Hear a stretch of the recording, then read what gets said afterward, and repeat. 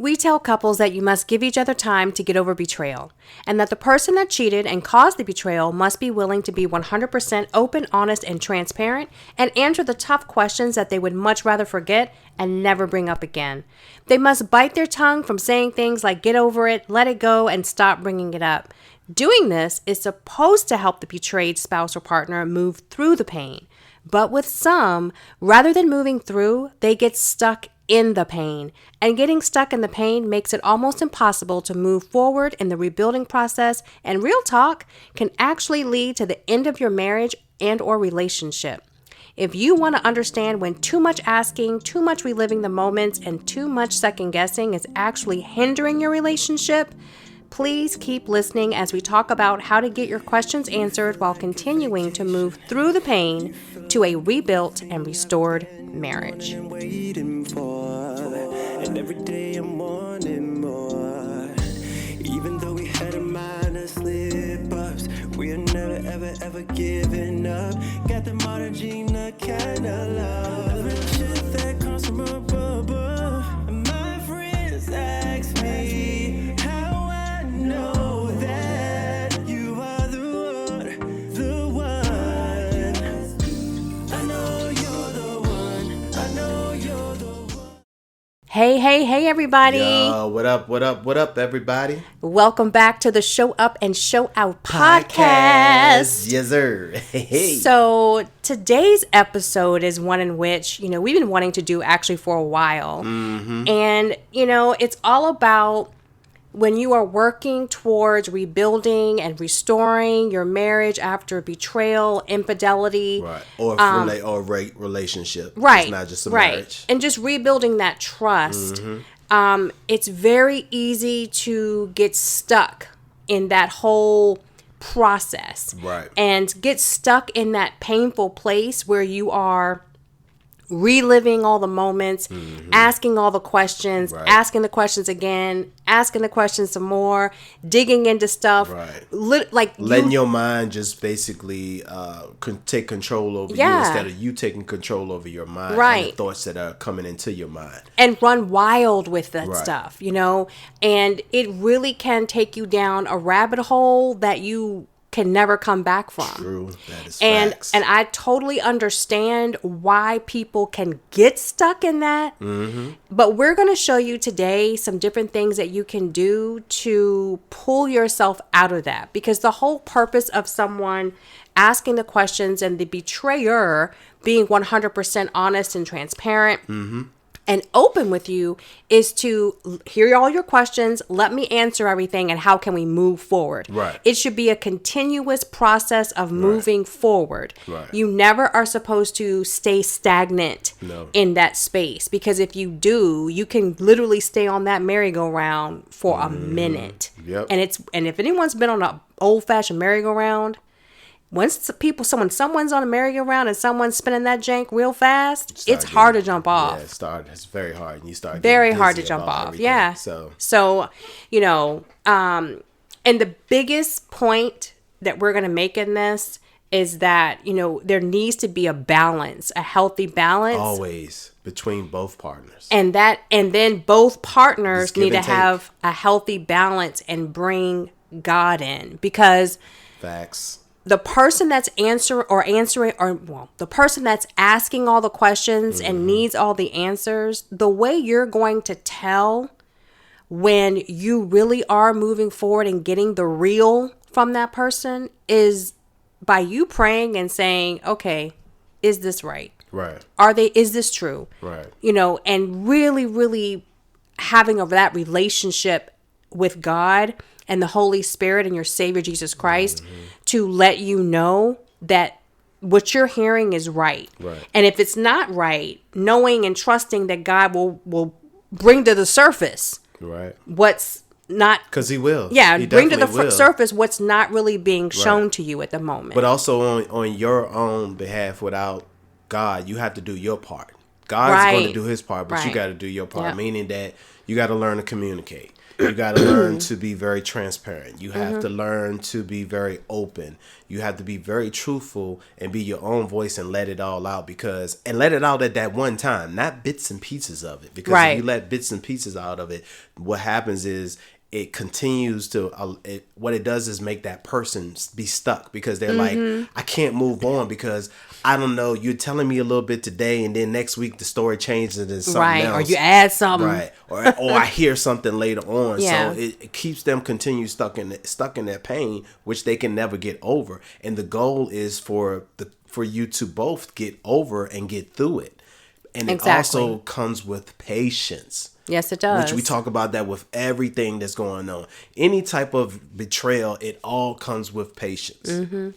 Because, I think sometimes we forget that we're human beings, and the ask of the person has been betrayed is, just tell me everything. Why is it so Right. hard for you to tell me everything? Well, because they don't want to hurt you. Right. They've already hurt you. They've and they're already seeing hurt the you pain on your enough. face. Right. Yeah. Or they're so terrified of telling you what they actually did. It's the reaction of how you're going to react to it. Right. And Right. truth be told is, hey, if it's meant to be, it's going to be. Right.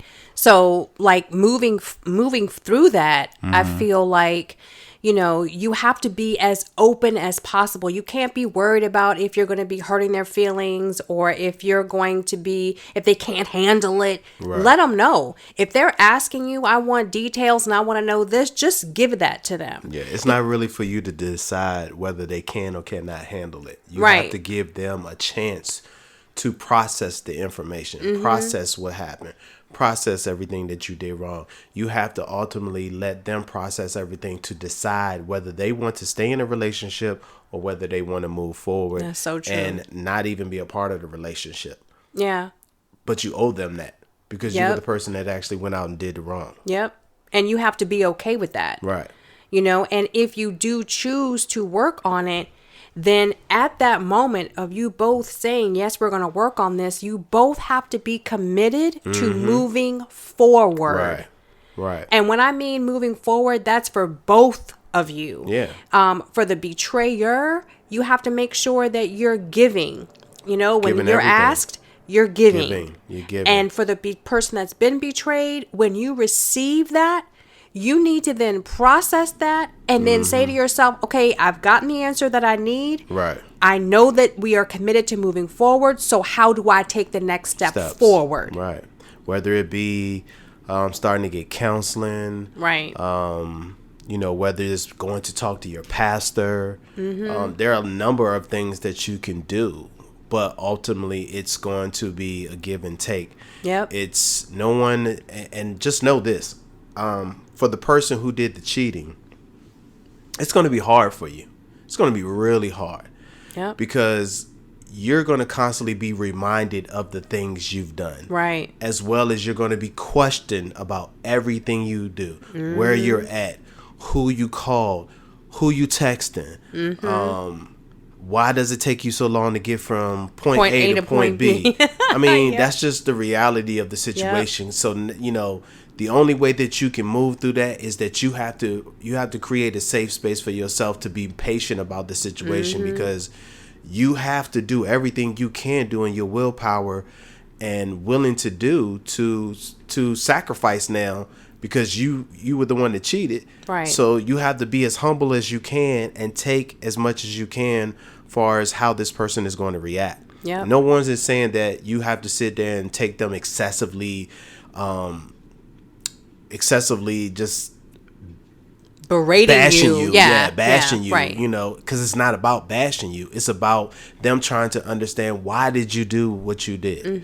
They're going to ask you time and time again, so why, okay, let's break this down. This situation happened because this and that. Yeah. And even though you may not want to talk about it, you're going to have to talk about it. Because you need to give them everything they need to hear from you in order for them to begin their healing. And a huge thing with that is, I totally understand the betrayer not wanting to put all that out there. Right. Of being scared. Right. But what I think they're missing is this point right here.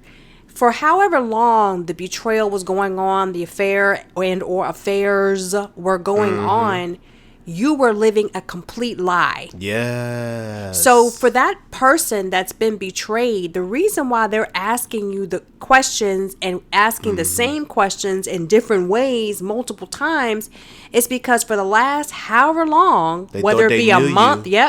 whether And it be a now- month, a right. year, 2 years, 5, whatever, Right. you were living a complete lie. Right. And you were able to do it. Even if they had those little women's intuition or man thinking, hey, something's off, they still believed you to the point where they let all that go. Exactly. So now it's almost like rekindling or being in a new relationship. So now it's like, hey, I thought you were this person. So Right. now you're not. So let me figure out if you're still the person that you claimed that you're supposed to Right. be. And they're not only, and they're second guessing themselves back in the day when they also were Right. thinking, something's off with that. And then they let it go. So they have to deal with that and the fact that you were able to lie to them for so long. Right. So they are going to question you and they have every right to question you. And yes, it gets annoying and Yep. yes, it gets old and Yep. yes, it gets frustrating. Yep. But put yourself in that person's shoes. Yep. You Would know you what want I to know mean? everything? Would you want everything? And some people just don't want to know everything. Yeah, there are some people that don't wanna know. Some people actually just want to take everything and just push past it and say, forget it all. Yeah. But what the reality is, whether it's the person who cheated or the person who was cheated on, it's still going to come back because you have to deal with it. Yep. There's no way to escape not dealing with it. Yep. You have to deal with it at some point, because what begins to happen is that when you don't deal with it and you run away from it, it becomes a cycle. And it comes up in other ways in your relationship. And you find yourself attracting the same type Yep. of people. Yeah. You know. Or the same types of situations. Or in you your find yourself relationship. putting yourself in the same type of situation Right. as the cheater, because Yeah. you haven't figured out what is hurting on the inside of you that puts you in this position, In the first place. to betray the person that you love, Yeah. that you've been telling every day that you care, you love, and been there, and you guys are in this household together, sharing everything Mm-hmm. that you possibly can share in a relationship, Right. and now that's broken. Right. So you have to rebuild the trust. And you have to know how to do that by starting with the why. Right. So you got to heal from that. But then also something else that I think I want to, that I definitely want to bring up, because I hear people say this so much is, well, how can you cheat? How can you go out and cheat and then still say that you love the person that you're with? Like, if you had loved them, you wouldn't have gone out and cheated. That's not necessarily That's true. not necessarily true. Right. There could have been something within themselves that they didn't realize or didn't understand that was there. Mm-hmm. And now they're seeing it because you are the one person that they do love, and they see how much they hurt you. So these are things that they were getting away with before. Now it's at a halt. They can't do that because they've actually been busted for all the things that they've done. And so now if they the love, you'll know the love is real. They'll be the emotions that they feel will be sincere in the way that they respond, the way that they are truthful with everything. Them crying if it's that, and I know some people can fake the crying and everything, but You'll a lot see of it in times their you'll movement. know. You Yeah, trust you'll see it in you how will they know. move. Only you Yeah. will know because you know that person. Like Right. I can't know because I don't know that person. Yeah. I only know what I did and know what me and my wife had to deal with. She knew how sincere I was and remorseful that I was, but I was giving her bits and pieces instead of putting it all out there. Right. And what I realized in that was giving her bits and pieces only hurt me, and it hurt her even more because I didn't put it all out on the table. And then, so therefore what was happening was all these things were popping up, or my story was constantly changing. And it's like changing from one week to the next week. It ain't the same story when it should be. When you get it all out there on the table, all you got to do is say it one time, and you may have to go through it again. Right. But you're being truthful and honest because the story never changes. And when you're doing that, dragging it out, you're just prolonging your process. Yeah, you're prolonging the inevitable. Yeah. And something else I kind of want to go back to is that question of how can you love the person you're with if you cheat? Well, I'm going to kind of put a spin to this because y'all know we like our analogies. But it's almost as if, I look at cheating as a vice that someone uses to suppress other pain. Okay? Yeah, they do. Whether it be a man, suppressing something within him, or a woman suppressing something within him that they aren't happy with from their childhood trauma, etc. Right. Or it be someone suppressing emotional pain within their relationship because they feel like they're not being treated the way they deserve to be treated, or want to be treated, or need to be treated, right? So it's just a vice that someone uses, just like someone can use alcohol. Somebody could start drinking and become an alcoholic. Yeah. And you can use that same thing and say, well, yeah, it's a way to escape. But no one sits there and says, well, how can you love alcohol more than me? But it's the same thing. You know what I mean? It's like they don't love the alcohol more than you. They do love you. And everyone can see it that way because the alcohol is not a person, right? But they love their significant other. And this is in most cases, folks, because we know that there are other situations, but a lot of people really don't. Yeah. But if you love that person, you're going to that alcohol instead of going to your partner because of suppression. Right. You're suppressing something that you're trying to get a quick fix. You're trying to feel good in that moment. So you drink and you forget about all your trouble. You forget about how you feel. Right. You forget about the fact that you don't feel loved or heard, or you feel like the black sheep, or you don't get the attention that you feel like you deserve. This is true. And for that moment, Yep. you're completely okay. And then when you get sober, all that crap comes back. And you got to deal and with you it. go right back out and do it again. gotta deal And with that's the same thing with people that use cheating as a vice. I was guilty of it. I mean, I smoke weed heavily all the time. I mean, I woke up in the morning sparked. 10 minutes later, after I finished that blunt, sparking another blunt. Shoot. To try to get away from lunchtime, smoking another blunt. Right. That's just how I was 24/7. Me smoking a blunt just to not deal with any of the pain the right way. I didn't want to deal with it emotionally. I didn't want to feel it.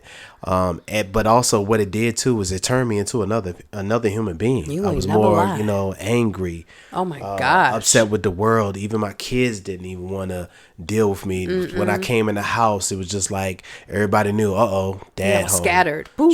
Let's go. Yeah. Boom. Because we don't know how he's going to be. Yeah. And you don't want to put yourself in that position. You don't want to lose control of who you are. You cannot do that. Yeah. That's the worst thing you can do. But again, this all stems from things that you never really actually took the time to actually get counseling on, or some sort of help in your life. Like my wife said, it could have been in childhood. It could have been an abusive relationship growing up. It could have been you feeling like you wasn't loved enough. For me, it was growing up in foster care and being abused physically and mentally and sexually. So it could be a number of things that transfer from your childhood. You may have had a great childhood, and as soon as you step out from your parents, you had a rough beginning as a young adult. There's so many situations that could have happened. Right. And they follow you into your adulthood. And so, like I said, when that happens and you're dealing with that and your first instinct is not to deal with it. Right. So you try to replace it with something else that brings you quote unquote happiness or joy, when really that's not what happiness and joy is. It's just excitement for the moment, for that moment. And it could be cheating, it could be drugs, it could be alcohol, it could be people that go to work. Some people are workaholics and they're always at work because they don't feel like they can, that's where they feel like they can get validation. Right. And so what happens is when you don't deal with that pain, you start seeking it not only through alcohol, sometimes you can seek it through other people that you may work with. And that's how you get caught up in the cheating.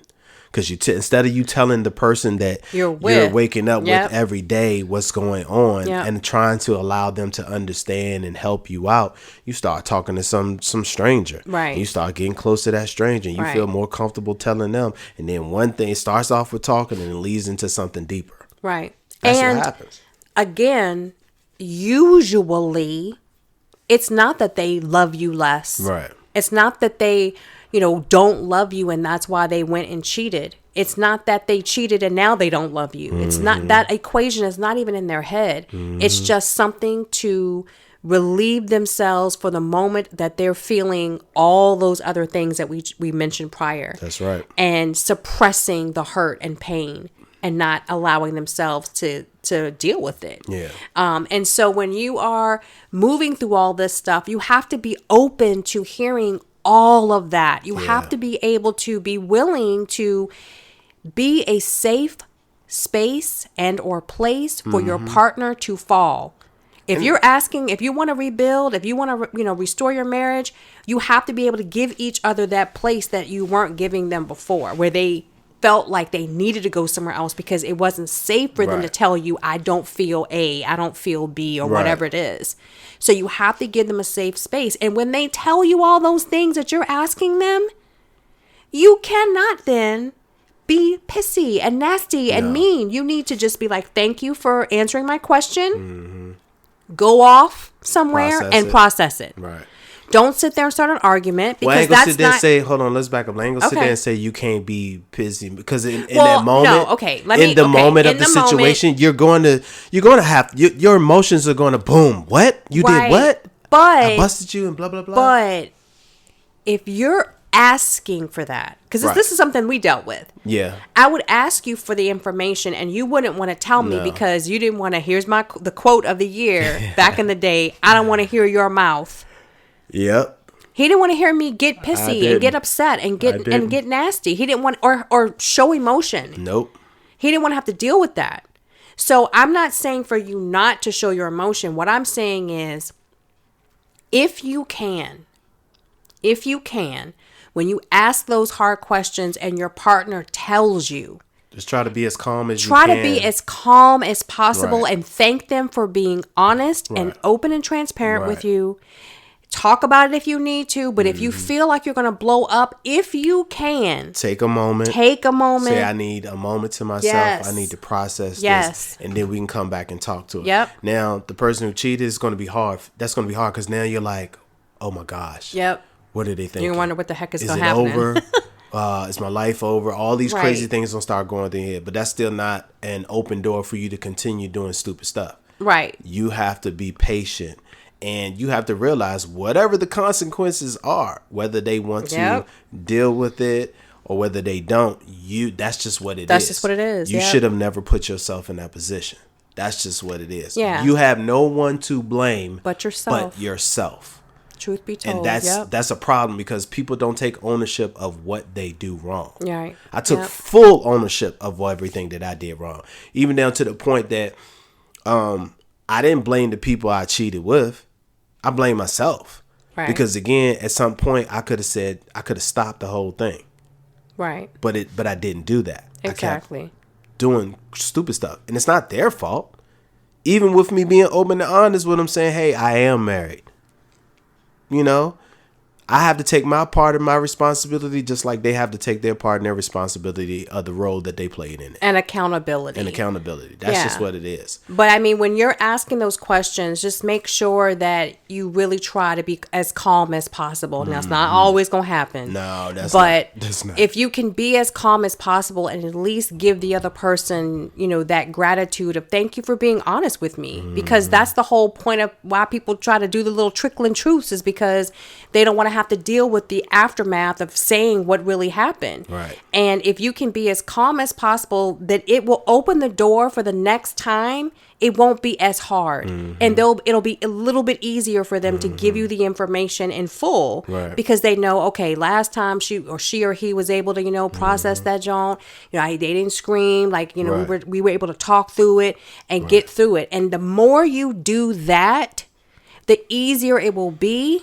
And you'll be able to truly move through the pain. Right. The reason you get stuck is because you get stuck in those thoughts. Right. And that, like, they will feed to you constantly if you let them. They're going to be burning in you. You ain't never lied. That's something you have to cut off. But you also have to understand, too, that this is not a situation that you have to deal with alone. There are counselors and psychologists. There are people you can tell, therapists, mentors, as like we are. There are people who you can talk to. It's just a matter of you saying, you know what?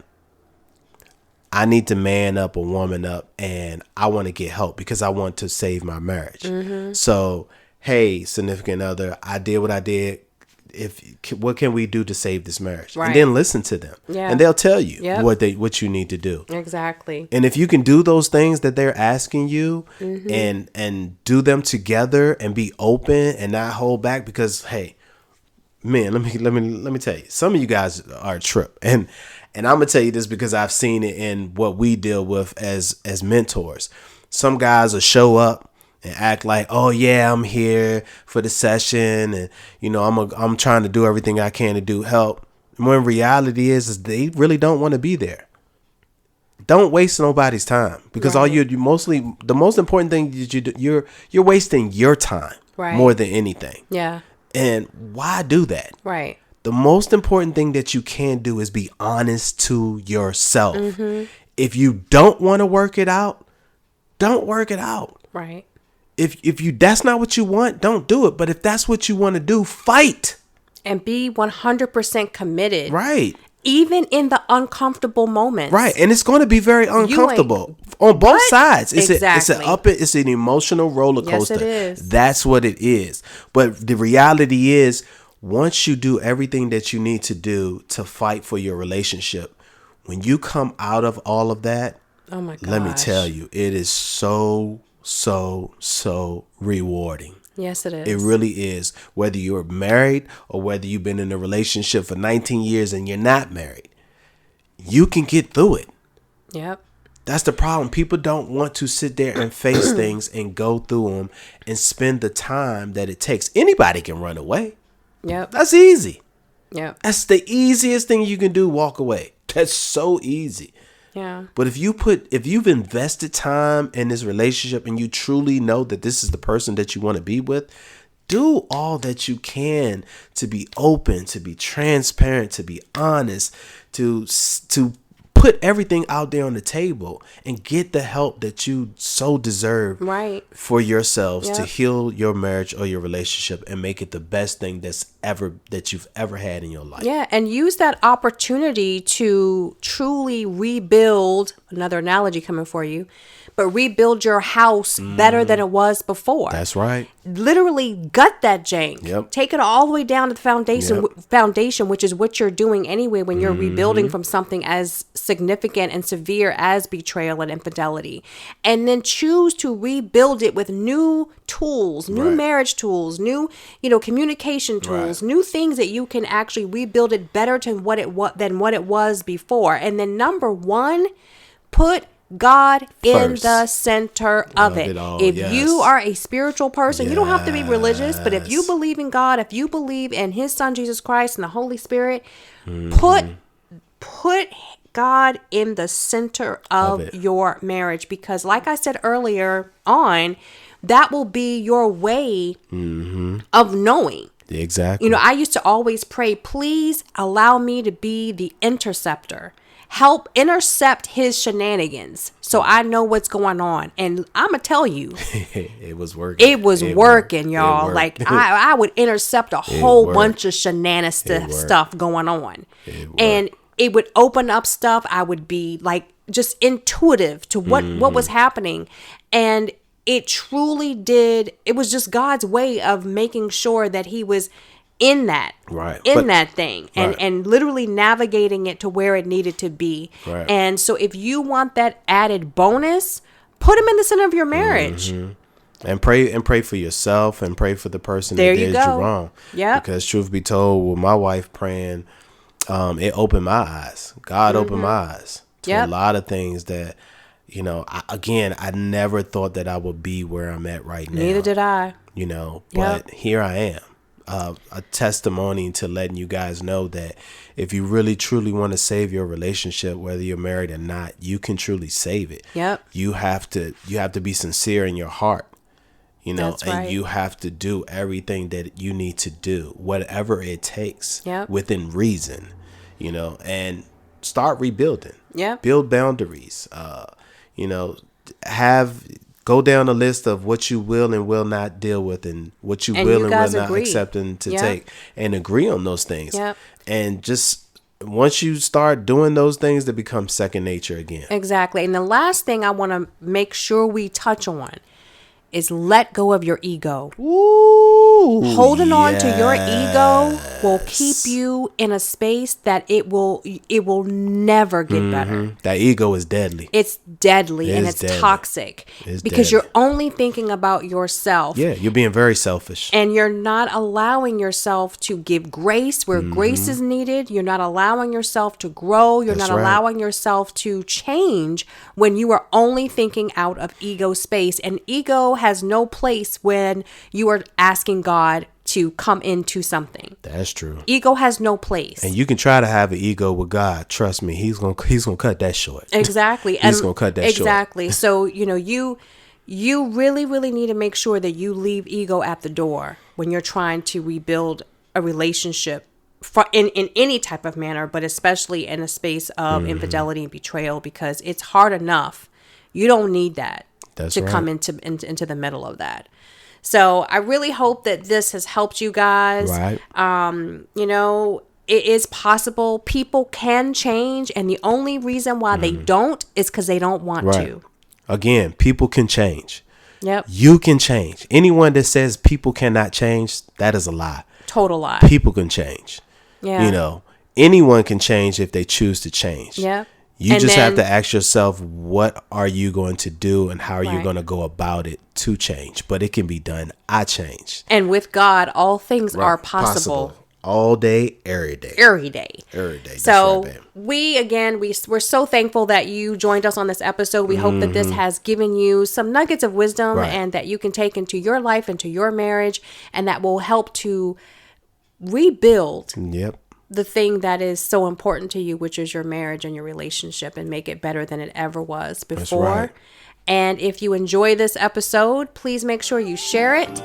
And we'll talk to you on the next go round, guys. The Show Up and Show, Out, Out podcast. Deuces. See ya. Love it gleams like diamonds. They see us shining. Hashtag couple goals. Catch us on the gram. We hopping island. Don't care what the